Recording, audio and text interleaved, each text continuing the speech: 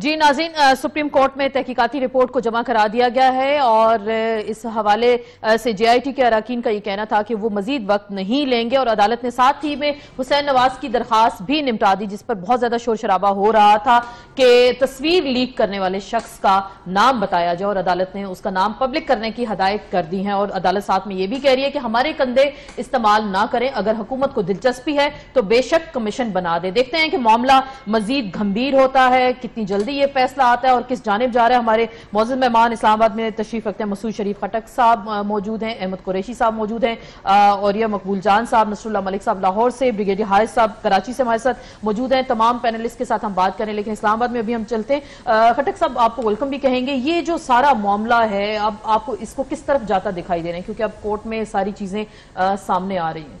देखिए, अभी स्टेज पे तो मेरा ख्याल है किसी को भी ये कह रहे हैं कि ऐसे हो गए या वैसे हो गए, it be clear in a few minutes. तो नून लीग क्यों शोर मचा रही है, आपको क्या लग रहा है? सारे ही मचा रहे हैं। आपको नून लीग नजर आई है शोर मचाते हैं? मुझे और बहुत अच्छा, आपको और कौन नजर आ रहा है? सारे नजर आए। कौन से जिनकी, अब मैं क्या कहूँ, किसने नहीं मचाया? सब करते रहे, ऐसा कर रहे हैं आउटसाइड द सुप्रीम कोर्ट।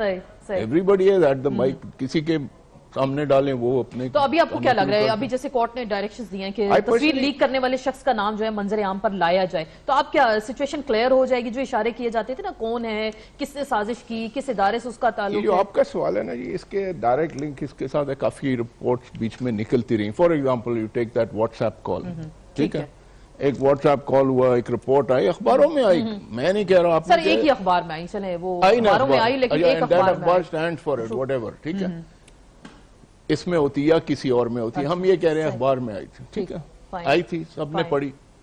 अब जब पढ़ी उसके बाद for instance I think it was incumbent upon the supreme court to say कि ऐसा हुआ है या नहीं हुआ। बट जब आप कहते हैं no comments, what does no comments mean? Registrar का मैंने जो पढ़ा था वो यही था कि no comments. What is no comments? उन्होंने कहना था जी मैंने तो ऐसे कोई कॉल नहीं किया and we are going to bring in these people in the dark कि क्यों ऐसी रिपोर्ट आई है। तो इस तरीके से काफी चीजें चलती रही हैं ऑल अलोंग। अब ये है कि रिपोर्ट फाइनलाइज होगी, उन्होंने सबमिट कर दिया, तो मेरा ख्याल है थोड़ी देर में हम सबको एग्जैक्ट चीज पता लग जाएगी। अब मैं स्पेक्यूलेट करूं कि ऐसा होने जा रहा है, वैसा होने जा रहा है, लेकिन सबको साजिश की बू आ रही है, कोई साजिश हो रही है। अहमद, आप क्या कहते हैं? क्योंकि अभी सुप्रीम कोर्ट ने ये डायरेक्शंस भी दिए हैं कि चेयरमैन SCCP को जिम्मेदार करार दिया है, जो टैंपरिंग उन्होंने रिकॉर्ड के अंदर की, और उनके खिलाफ कहा जा रहा है कि कार्रवाई भी की जाए। तो आपको लग रहा है कि अब सुप्रीम कोर्ट नहीं छोड़ेगी जिन जिन लोगों ने टैंपरिंग की या रिकॉर्ड को दुरुस्तगी में अपना किरदार अदा किया या चीजों को खराब करने की कोशिश की, तो अब सबके नाम आएंगे इसमें? क्या इसमें ये तो ठीक है, टेम्परिंग वाली जो चीज़ है, लेकिन और केस बड़ी सॉलिड है, इसमें कोई शक नहीं, वो मनी ट्रेल सामने नहीं आया। लेकिन गवर्नमेंट के पास या वज़ीर आज़म नवाज शरीफ साहब की फैमिली के पास दो तीन बड़ी इंपॉर्टेंट हथियार उनके हाथ में आ गए हैं। अभी खटक साहब ने जो इशारा किया व्हाट्सएप कॉल का, तस्वीर की बात हो रही है, शुरू हो गई है। अब देखिए ना, चीजें ऐसे क्लियर हो रही हैं। लेकिन आसमान एक और भी चीज है। वो क्या? वो कतरी शहजादा कतरी लेटर ना? नहीं, लेटर नहीं, शहजादा जो GIT के 2 लोग दोहा गए। आपको पता है इसमें अब बात हो रही है कि इसमें जो तरीक़ेकार इख्तियार किया गया GIT का वहां जाना, देखिए एक आप बात कर रहे हैं, सिर्फ एक शहजादे की बात नहीं हो रही, आप बात कर रहे हैं एक दूसरे मुल्क के साबिक वजीर आजम की। उस वजीर आजम को आप जाके एक एम्बेसी में बैठ के उनके मुल्क के अंदर समन करेंगे, क्या ये जायज है? क्या इसके लिए ये मुमकिन या मुनासिब नहीं था कि वजारत खारजा का रास्ता इस्तेमाल किया जाता?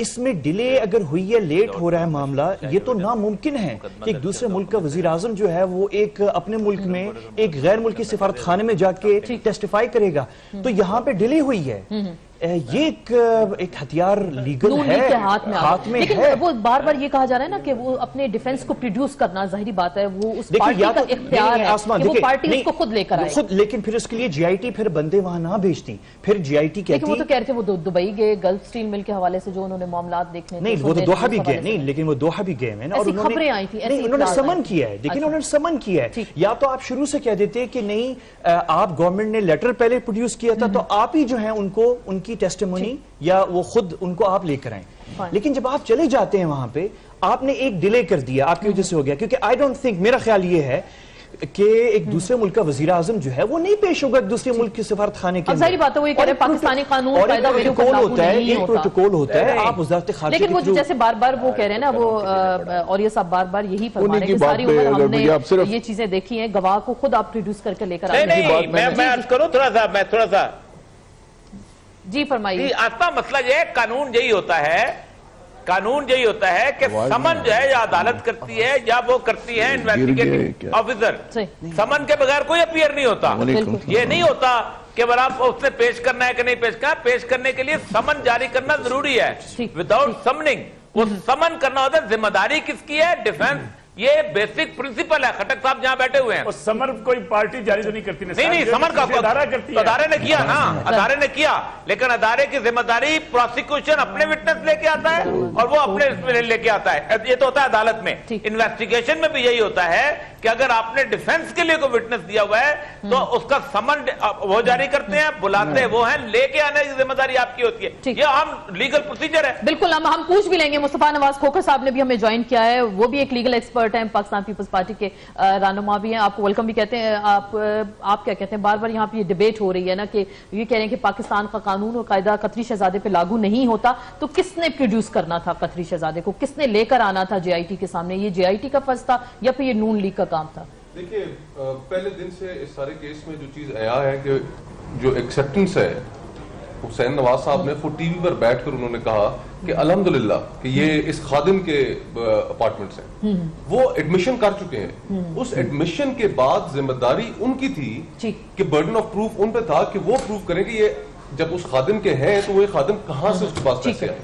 सही। और उसके लिए उन्होंने सुप्रीम कोर्ट के अंदर जो सबूत पेश किए, वो उनका जो बुनियादी जो सबूत है वो उनका कतरी खत है। अब उसके ऊपर उनकी सारे जो डिफेंस की जो सारी जो उनकी स्ट्रैटेजी है, जो सारा उनका केस है, वो सिर्फ एक खत की बुनियाद पर खड़ा हुआ है और वो है कतरी शहजादे का कि किसने हमें रकम दी, ये मनी ट्रेल। बिल्कुल। अब जब तक वो जेआईटी के सामने पेश नहीं होगा, जेआईटी उसकी स्टेटमेंट रिकॉर्ड नहीं करेगी, तो उसी खत को इंटरेस्टिंगली 2 जजों ने उस खत को आउटराइटली रिजेक्ट किया। बिल्कुल, उन्होंने कहा कि वो अगर ना पेश हुआ तो ये रद्दी की टोकरी में चला जाएगा। और 3 ने उसको डूबियस करार दिया।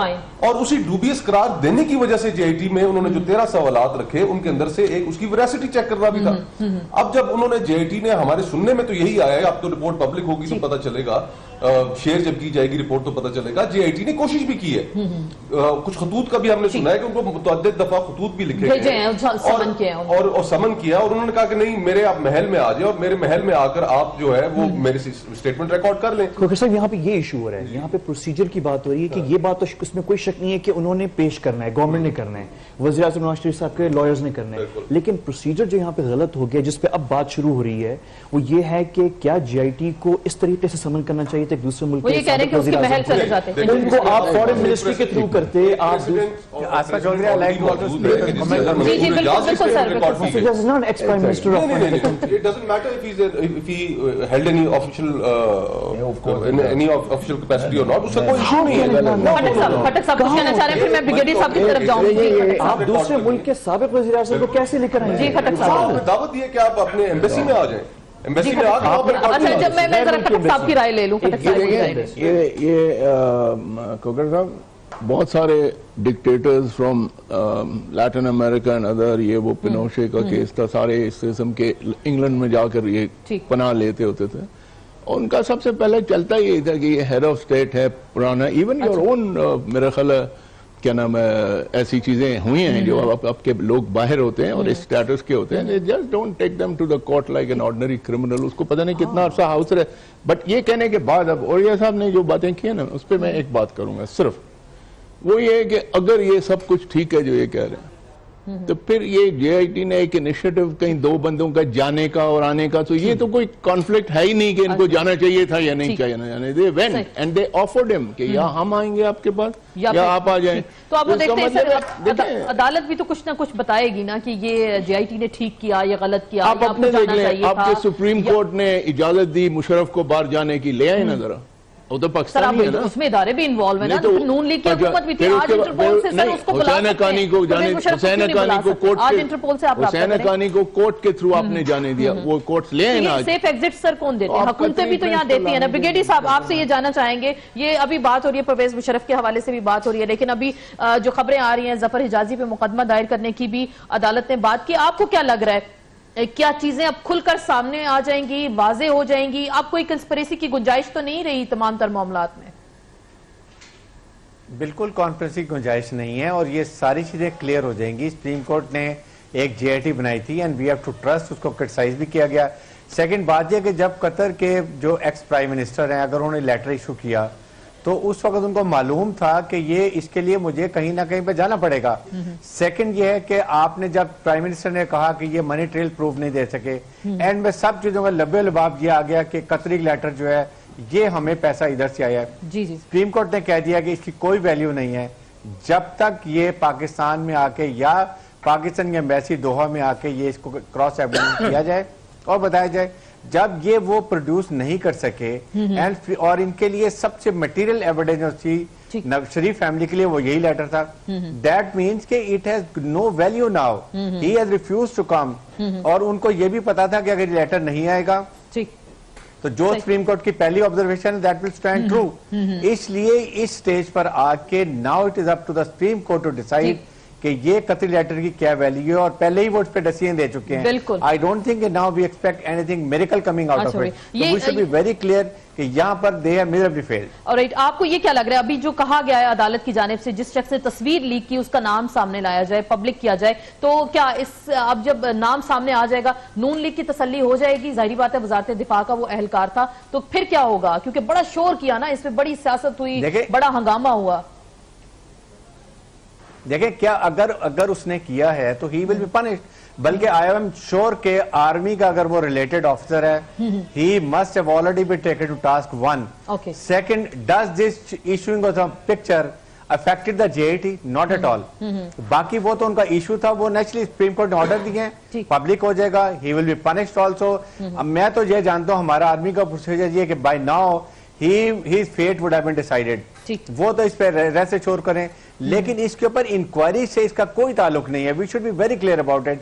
ये इश्यूज बना देना और जेट को कहना ये कसाई हैं, ये कर रहे हैं, सुप्रीम कोर्ट आप डायरेक्ट थ्रेट कर रहे हैं दैट, और फिर हम ये कहना कि जी हम इसके फैसले को नहीं मानेंगे।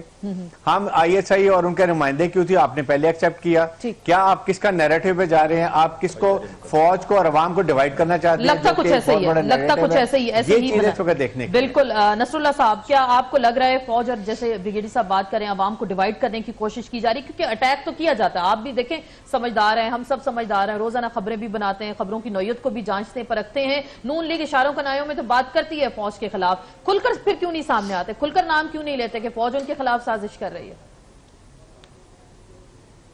देखिए पहली बात तो मैं अर्ज कर दूं, जो भी ब्रिगेडियर साहब बात कर रहे थे कि कतरी खत के हवाले से सुप्रीम कोर्ट ने कतन ने ये कहा कि रद्दी का टुकड़ा है ये नहीं सर, उन्होंने कहा अगर ये साबित ना हो सका तो ये रद्दी की टोकरी में चला जाएगा। लंबी बात नहीं करूंगा, सब कुछ कहना चाह रहे हैं, फिर आप जरूर एक पॉइंट आपकी बात पे लंबी बात, एक छोटी सी बात।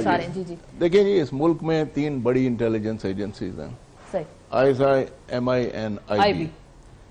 ये ब्रिगेडियर साहब तकसीम की बात करें, तकसीम तो आपने उसी वक्त शुरू कर दिया जब आप 3 में से 1 को बाहर रखते हैं, 2 को जीआईटी में रखते हैं। IB को होना चाहिए था सर, ये उन्होंने नहीं किया, ये अदालत ने किया था, ये भी आप अदालत ने किया था, तो मैं ये भी साफ बता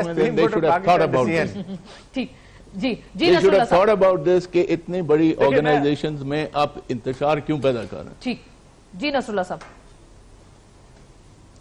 देखिए दूसरी बात मैं कर रहा था कि जो फैसला है ऑर्डर ऑफ द कोर्ट है सुप्रीम कोर्ट का, जो 13 सवालात दिए गए जेआईटी में, उसका एक जुमला मैं आपको सुना दूं। वो कहते हैं कि कतरी खत के बारे में whether it is reality or a myth, क्या ये एक मिथ है या एक रियलिटी है, इसको जाके प्रूव करना 13 सवालों में एक सवाल शामिल है कि जाके आप इसको देखेंगे, उसको बुलाएंगे, आप जाएंगे, जब आप कह रहे हैं या आप आ जाएं या हम चले जाते हैं, तो आपको ये तरीकाकार अडॉप्ट करना चाहिए था, जो आपने नहीं किया। दूसरी बात जो की जा रही है, ब्रिगेडियर साहब कह रहे हैं वो दोनों सूरतों में नहीं आए हैं। बिल्कुल नहीं, उन्होंने कहा कि आप मेरे पास चल के आ जाएं, आप उसको एम्बेसी बुला रहे हैं, वो आप जाके परवेज मुशर्रफ का रिकॉर्ड पे उसके घर पे जाके बयान रिकॉर्ड कर सकते हैं, को आप कर सकते हैं। नहीं, मार्क साइकिल का उस पे हुआ था, उससे हुआ था। मैं आपसे गुजारिश करूं, मार्क साइकिल का आप एक साबिक वजीर आजम को जाके उसका बयान रिकॉर्ड करने में आपका मसला क्या था, लेकिन आपने इसको ख्वाब खाए इशू बना दिया। बुनियादी बात यह, देखिए मैं आपसे एक और करूं, जो भी आप बात करिए साजिश की बात है, जब ये सारा केस सियासी बन जाएगा तो इस पर सियासत की जाएगी, मुस्लिम लीग नवाज भी सियासत करेगी, इमरान खान साहब भी सियासत करेंगे, अपोजिशन अपनी सियासत करेगी, हुकूमत अपनी सियासत करेगी। मुझे एक बात बताइए, आज हम कई रोज से हम तहकीकात किए बैठे हैं, पनामा पेपर्स आ गए, क्या पनामा पेपर्स के अंदर सिर्फ नवाज शरीफ का नाम आया? क्या पनामा पेपर्स में जो 475 लोगों के नाम आया, किसी ने उसको बुलाने की तकलीफ की है? क्या सुप्रीम कोर्ट के पास एक तीसरी पिटीशन मौजूद नहीं थी जिसमें कहा गया था सबको बुलाया जाए? जिसको मैं आपसे गुजारिश करूं, जिसको आपने मेंटेनेबल नहीं समझा, जो जिन लोगों के नाम आए, क्या लंदन में नवाज शरीफ के फ्लैट से अकेले के, क्या इस मुल्क के तमाम अपोजिशन के माइक कहीं से तो आगाज होगा ना, कहीं से तो आगाज होगा, कहीं से आगाज उन्होंने कहा कि मैं आपको एहतसाब के लिए पेश करता हूं। ठीक, और ये साहब मेरी गुजारिश सुनने, उनका एहतसाब जरूर करें, सबका करें, उनका एहतसाब जरूर करें, आप उनको कटहरे में खड़ा करें, लेकिन उसके साथ साथ आप ये पैगाम जिस कौम को दे रहे हैं, बाकी लोगों का भी एहतसाब हो रहा है। आप एक जगह पे एक बाकी किसी को आप बुलाना गवारा नहीं करते, जो बात सुप्रीम कोर्ट के बाद डाइस पे खड़े होकर अपोजिशन के लोग ललकार रहे हैं हुकूमत को, उनका नाम पनामा पेपर्स के अंदर शामिल है, आप उनको कॉल नहीं करते, तो आप इस पे सियासत जब करने का मौका देंगे तो वो सियासत तो करेंगे। ठीक, और ये सब आप क्या कहते हैं, ये जो अभी सियासत की बात हो रही है, अदालत पे अटैक की बात हो रही है, पहली बात तो ये है, जी जी, कि ये पहली बात तो यह है कि ये सुप्रीम कोर्ट की जिम्मेदारी नहीं है कि जो 400 लोगों के ऊपर आपने एक्शन लिया। पिटीशन सुप्रीम कोर्ट की नहीं, पिटीशन बाद में आई है, पिटीशन बाद में आई है, सुन लें मलिक साहब, पिटीशन सराजुल हक की आई है 9 महीने के बाद। पनामा, जिस दिन पनामा लीक्स आए थे, ये गवर्नमेंट सोई हुई थी? ये एफबीआर क्या कर रहा था? ये नैब क्या कर रहा था? सर ये तो इदारे तो अदाकारी कर रहे थे ना, सुप्रीम कोर्ट ने भी कहा था। सुन लें, अगर नवाज शरीफ साहब ने उन 400 लोगों के ऊपर एक्शन नहीं लिया तो ये हुकूमत की सबसे बड़ी नाअहली है। क्या बात नहीं लिया तो फिर क्या कहेंगे? सुप्रीम कोर्ट बात की बात है, सुप्रीम कोर्ट उस वक्त आती है, सुप्रीम कोर्ट उस वक्त आती है, ब्रेकिंग न्यूज सर, एक ब्रेकिंग न्यूज है, आपकी क्रिमिनल क्राइम शामिल है। बिल्कुल, मुझे एक मिनट सुन ले, बात सुन ले। क्या दुनिया के बाकी तमाम ममालिक में सुप्रीम कोर्ट ने एक्शन लिया पनामा में? 170 ने खुद पेश किया,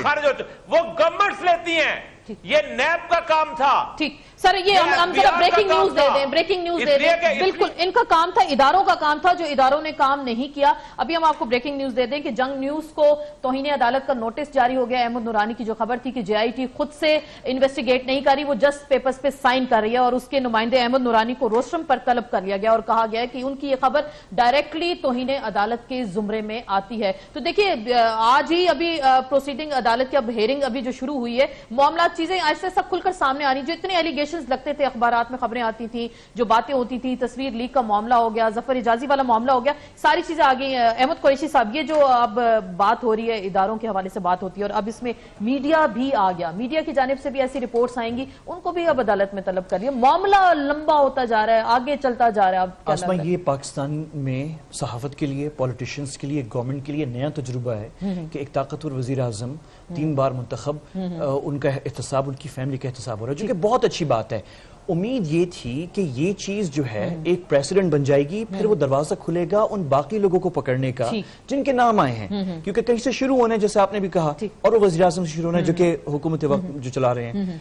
अच्छा, अब हुआ ये है बेसिकली कि अनफॉर्चुनेटली 2-3 छोटी छोटी चीजें हो गई, व्हाट्सएप वाली बात हो गई, तस्वीर वाली बात हो गई, और अब ये खबर वाली कि आईएसआई को डायरेक्शन डायरेक्टली दे दिए हैं, वो तमाम मामलात को देखिए। अब ये एहतसाब का काम मुतनाज़ा होता जा रहा है। देखिए, ये बहुत खतरनाक बात है। आपके मुल्क में एहतसाब आगे चल के नहीं होगा अगर ये चीज मुतनाज़ा हो गई, और मुतनाज़ा करने वाले सिर्फ एक पार्टी नहीं है। यानी हम सहाफी जो हैं, हम देख रहे हैं कि मुतनाज़ा बनाने वाले एहतसाब के काम को कई पार्टीज हैं, जो गवर्नमेंट में भी है, गवर्नमेंट के बाहर भी है, और ये काम खराब हो रहा है, ये काम खराब हो रहा है। तो अब अगर मुझे एक चीज बताएं आसमा, कि अगर इतना अहम केस आपकी जमहूरियत के लिए, आपके सियासी इस्तेहकाम के लिए, आपके एक वजीर आज़म के मुस्तकबिल के लिए अगर वो मुतनाज़ा बन जाता है तो हम we are back to square one. लेकिन अब अदालत से इंसाफ की तवक्को है, जैसे बार बार नून लिखी थी जी इंसाफ होता दिखाई नहीं दे रहा। मुतनाज़ा बनता कैसे है, मुझे इस बात जरा ये पूछ लेते हैं खोकर साहब से भी, मुतनाज़ा कैसे बनता दिखाई दे रहा है? देखिए मुतनाज़ा है नहीं, इसको मुतनाज़ा बनाया जा रहा है। अब जेआईटी जिस दिन जुडिशल एकेडमी से बाहर निकली है मरियम साहिबा, उन्होंने जो अपनी वहां पर सारी गुफ्तगू की है उसके अंदर जो उन्होंने अल्फाज इस्तेमाल किए सिविलियन सुप्रीमेसी के, उन्होंने डॉन लीक्स की बात की, उन्होंने साजिश की बात की, और उन्होंने ये भी साथ कहा कि कई राज नवाज शरीफ के सीने में दफन है, वो भी नवाज शरीफ उनको एक पाकिस्तानी होने की हैसियत से, मुहब्बे वतन पाकिस्तानी होने की हैसियत से बाहर नहीं लेके आ रहे। इस गुफ्तगू का मकसद क्या था?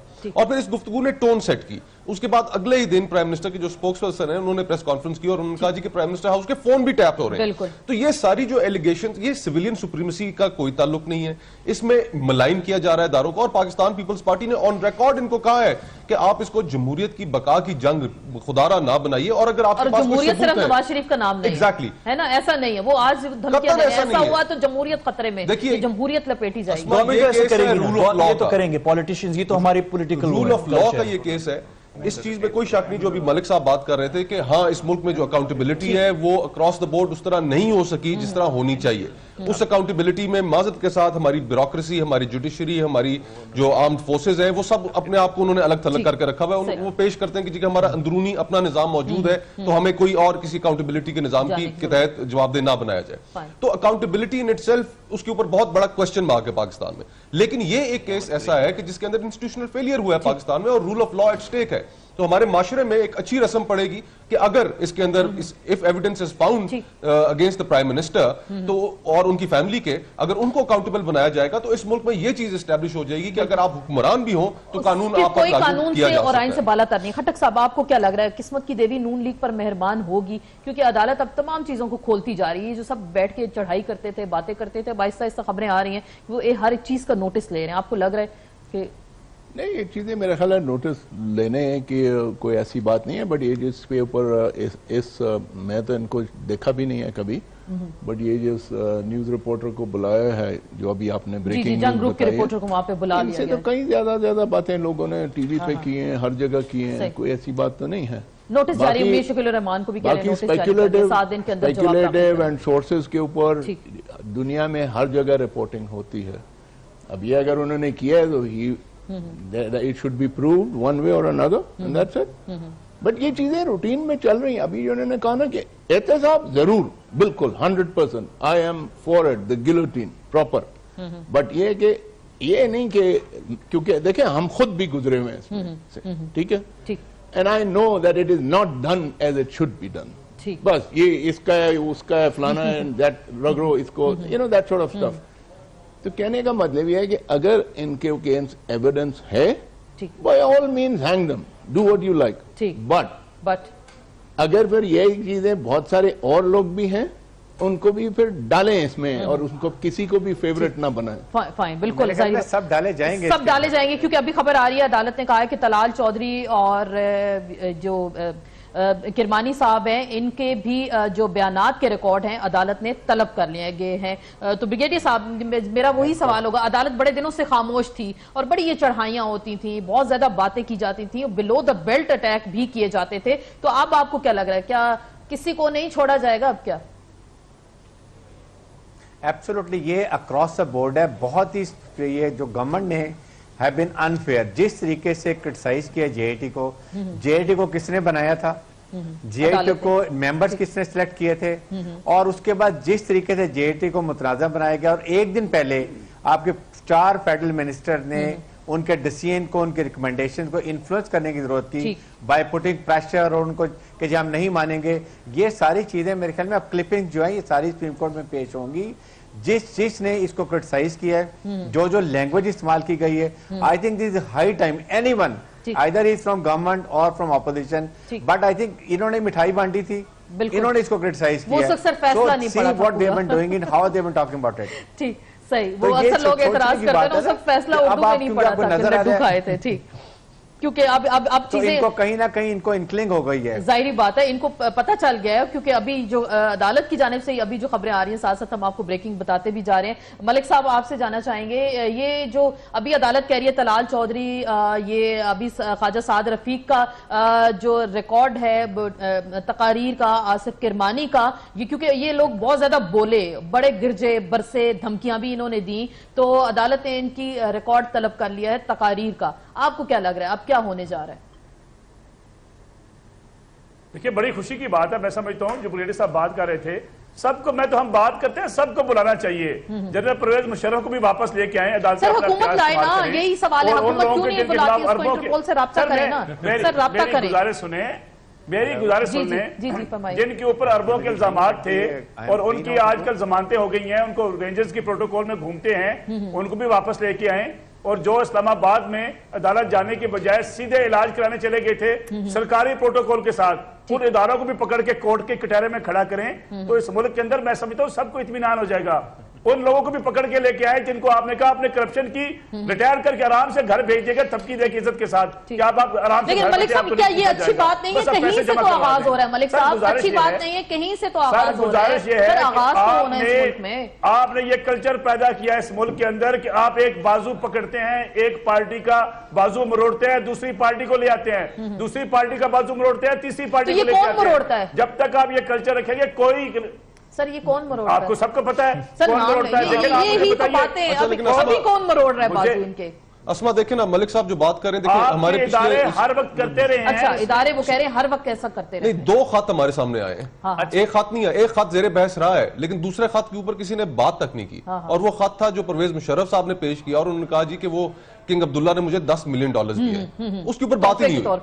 तो ये बात ठीक है, हमारे यहाँ माशरे में जो अकाउंटेबिलिटी है वो सिलेक्टेड है, लेकिन प्राइम मिनिस्टर को मलिक साहब अकाउंटेबल बना देने में और उनकी फैमिली को अकाउंटेबल बना देने में, उनके ऑफिस की जो इंटेग्रिटी है वो इस चीज का तकाजा करती है कि वो हाईएस्ट ऑफिस इन लैंड जो है उसको अकाउंटेबल बनाया जाए। बिल्कुल, और ये सब हुकूमत क्यों नहीं बुलाती? चले ये स्टेप तो अगर लेना है तो हुकूमत लेना है, इंटरपोल से राब्ता करें, FIR दर्ज कराएं, या तो हुकूमतें सैल्यूट इनको पेश करती हैं, गार्ड ऑफ ऑनर दे के रुखसत करती हैं डिक्टेटर्स को। ये आपको अपने सवाल का जवाब नहीं पता? देखिए मेरी बात नहीं, धरने की बात नहीं है, धरने से पहले की बात है। सुप्रीम कोर्ट का आज भी जी नहीं, क्या सुप्रीम कोर्ट का या कोर्ट ऑफ लॉ का आज भी वारंट ऑफ अरेस्ट जो है वो परवेज मुशर्रफ का मौजूद है कि नहीं? अब जज ने खुद जाके पकड़ना है उसको। बिल्कुल, अब SP को ऑर्डर करे, IG को ऑर्डर करे, शेर के बच्चे को करो। बिल्कुल, ये क्या मसला है कि बातें करता है मुशर्रफ को बुलाओ, मुशर्रफ बुलाओ, और जज हथकड़ी लेके जाता है। तुम्हारा IG बैठा हुआ इस्लामाबाद में, पकड़ के पेश करे। क्या मेडिकल रिक्वायरमेंट उनके पास पूरी थी जो बाहर भेज दिया? अच्छा, सर सुने, किसने भेजा? किसने भेजा? नहीं, ECL से किसने निकाला? सर ECL से नहीं, ECL से निकाला मिनिस्ट्री ऑफ इंटीरियर ने। बात यह है कि इसको मिनिस्ट्री ऑफ इंटीरियर ने, अच्छा 3 महीने मुशर्रफ जो है वो बैठा रहा AFIC में, आप जाके पकड़ के ले आते उसको। सर छोड़ो, आपकी पूरी टांगे पूरी जो है अभी जो बात हो रही है, टांगे काम लेके असगर खान केस आपके सामने मौजूद है, उसको भी खोले ना, उसको भी खोलना था, तो मत बोलो ना। जी शेर मत बनो, फिर शेर अगर गीदड़ो तो गीदड़ ही रहो। फिर वो मरीम नवाज ने ट्वीट सही किया था, जो मर्द है वो डरता नहीं है, जो मर्द है वो डरता नहीं है। ये कल वाला ट्वीट लगता है 10 साल का मुआहदा कर लेते हैं, इसी सारे सिनेरियो में था। छोड़ दे रियलिटी 12 मई कराची किसी और मुल्क में हुआ था।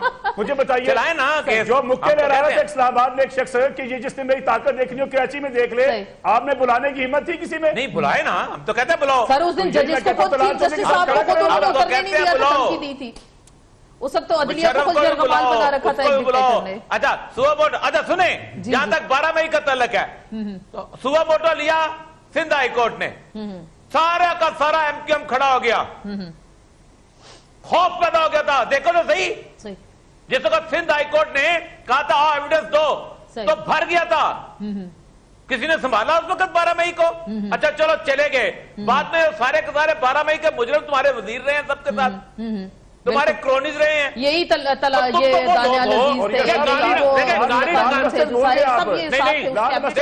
कालम थे लाल मस्जिद के ऊपर लिखे हैं, आपके लाल मस्जिद के कालम को याद है ना जी? वो लाल मस्जिद के मुजरिम पकड़ के लाए। सर लगाए ना लाइन, मैं तो कब सर मेरी बात सुने, हालत पता क्या है कि आप मशरकी पाकिस्तान से शुरू होते हो कि फौज ने वहां पर जुल्म किया, बलोचिस्तान से शुरू होते हो कि फौज ने वहां पर जुल्म किया, टिक्का खान वहां का सबसे बड़ा मुजरिम था। टिक्का खान को सेक्रेटरी जनरल किसने लगाया?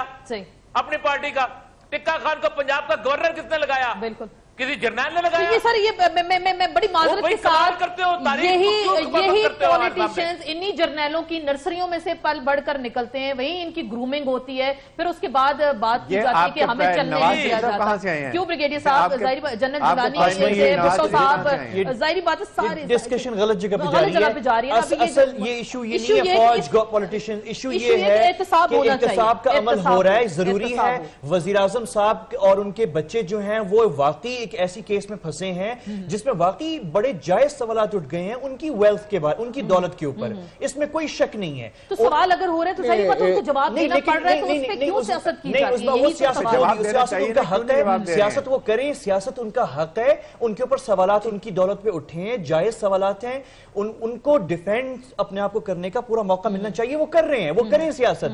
लेकिन इशू क्या है? इशू ये है कि आज हमें ये लड़ाई नहीं लड़नी चाहिए थी बैठ के कि इदारे और सियासतदान, आज जो है ये होना चाहिए था कि एहतसाब का जो प्रोसेस है वो कंट्रोवर्शियल नहीं होना चाहिए। कंट्रोवर्शियल क्यों हो रहा है? अभी अदालत ने कहा है कि फवाद चौधरी साहब को भी कहा है कि क्यों ना आपकी तकारीर भी मंगा ली जाए। तो जैसे मैं ये बार बार सवाल कर रही हूँ कि जिसने जो बात की, और अब सबको जाहिर बात है सबने गलत काम किया है। इवन ऑपोजिशन जो है, ऑपोजिशन ने एक इतना सीरियस आपका मुल्क की जमहूरियत के लिए एक पहली दफा ऐसा केस हो रहा है, और आई एम सॉरी टू से एज अ जर्नलिस्ट, यानी कि बहुत ही गैर जिम्मेदार तरीके से कुछ लोग ने, ऑपोजिशन ने इसको जातियात पे उतराए और बहुत ही पर्सनल हो गए। ये ऑपोजिशन में भी हुआ है, गवर्नमेंट में भी हुआ है, गवर्नमेंट के मिनिस्टर्स और ऑपोजिशन ने भी किया है। ब्रिगेडियर साहब भी यही कह रहे हैं ना कि गैर जिम्मेदारी का मुजाहरा हो रहा है। खटक साहब आपको क्या लग रहा है, अगर एहतसाब का अमल शुरू हुआ तो वो वेलकम करे, प्राइम मिनिस्टर से हुआ, उनके खानदान से हुआ, आगे भी चलेगा,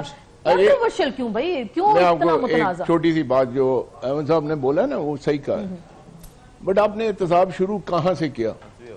वहां से किया जिस आदमी के पहले से भी कुछ ना कुछ दौलत थी, ठीक है जी, और उसको आप कटहरे में इसलिए नहीं लाए हैं कि मैं किसी की बातें रिपीट नहीं कर रहा हूं, but these are really facts ना।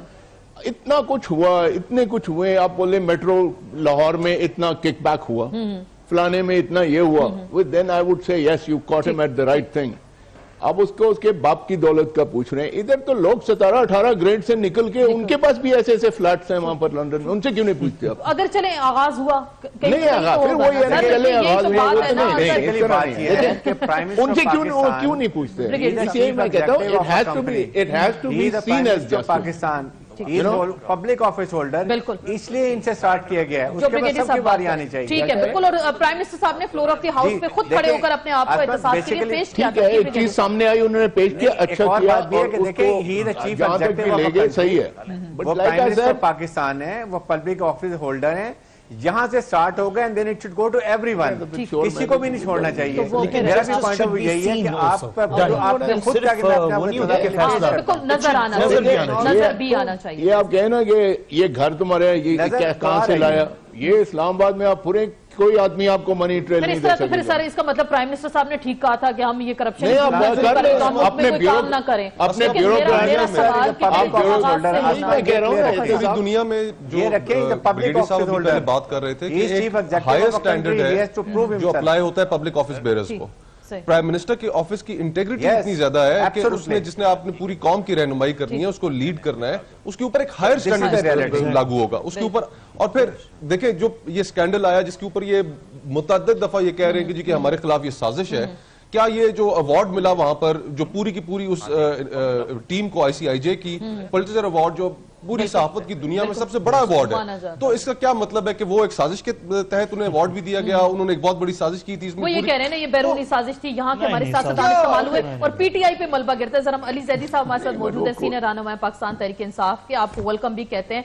और जो कोर्ट की जानिब से जो अमल दरामद बेंच के सामने जो JIT की रिपोर्ट पेश की गई, ये समाअत पीर तक मुलतवी कर दी गई है और अब अगले मंडे को दोबारा से इसकी हेयरिंग होगी और अब देखना यह है कि क्या मजीद नए फैसले इस पे सामने आते हैं। अली जैदी साहब हमारे साथ मौजूद हैं। अली जैदी साहब, ये जो भी बात होती थी, सारा मलबा आप पे गिरता, ये पनामा आपने कराया, ये इमरान खान ने इनको इस स्टेज पर लेकर आए, एहतसाब होना था तो फिर सबका होना चाहिए, मुख्तलिफ हम बातें सुनते हैं, मुख्तलिफ वर्जन सामने आते हैं। अब आज जो समाअत हुई है इसके बारे में अब आप क्या कहते हैं?